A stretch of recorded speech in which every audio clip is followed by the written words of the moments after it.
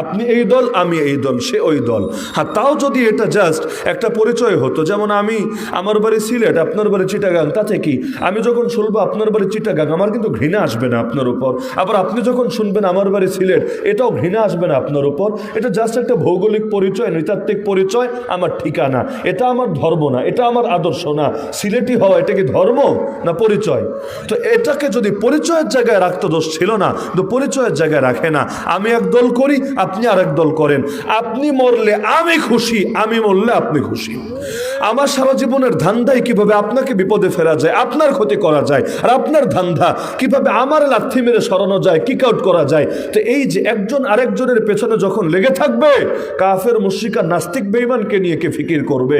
আরে মুসলমান এক দেহ হওয়ার পর একাংশ যখন আরেকাংশের দুশ্মন হবে, ওদেরকে দমাতে কাফের মুশরিক লাগবে না, ওরা নিজেরাই নিজেদেরকে দমিয়ে ছাড়বে। তাহলে এই যে এত এত দল, এগুলোর ফায়দা কি? একদিকে বলবে বাক স্বাধীনতা, একদিকে বলবে এর দ্বারা সাম্যের চর্চা। আরে ঘোড়ার ডিমের বাক স্বাধীনতা। যেটা এখন এই যে দলাদলি ভাগাভাগি, এই দলাদলিগুলো এক পর্যায়ে ধর্মের স্থান নিয়ে নেয়। ধর্মের ভিত্তিতে যেমন মহাব্বত আর শত্রুতা হয়, যেমন কাদিয়ানীদেরকে ভালোবাসেন আপনারা? কি কমলগঞ্জের লোকেরা বাসে মনে হয়? কেন? এখানে কি ওরা আপনার জমি দখল করেছে, আপনার ব্যক্তিগত সম্পত্তি মেরে দিয়েছে? না, এই শত্রুতা আল্লাহর জন্য।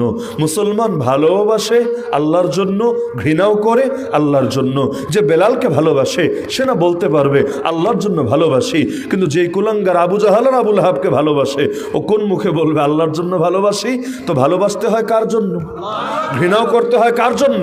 রাসূল বলেন যে আল্লাহর জন্য ভালোবাসে, আল্লাহর জন্য ঘৃণা করে, আল্লাহর জন্য দেয়, আল্লাহর জন্য দেওয়া থেকে বিরত থাকে, সেই তার ঈমানকে পরিপূর্ণ করতে পেরেছে।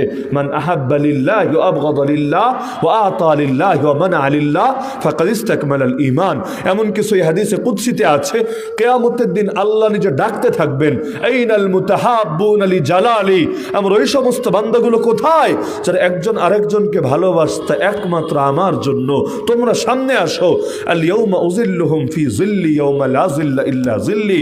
আজ আমি তোমাদেরকে আমার ছায়া স্থান দেব, যেদিন আমার ছায়া ছাড়া আর কোনো ছায়াই নাই। তাহলে এই গণতান্ত্রিক রাজনীতি এসে দুনিয়াতে ঐক্য তৈরি করছেন, অনৈক্য তৈরি করছে। প্রতিটা দেশ, কোন দেশের নাম বলবেন? আলাদা আলাদা করে দেখিয়ে লাভ নাই।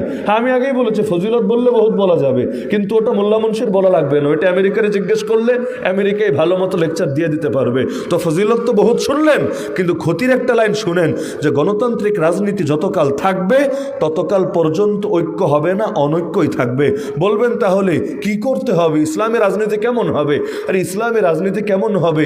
ওইটার ইলম যে রাখে না, তার রাজনীতি করতে বলেছে এটাকে। যে কোনো কাজ করতে গেলে আগে ইলম শিখতে হয়, পরে আমল করতে হয়।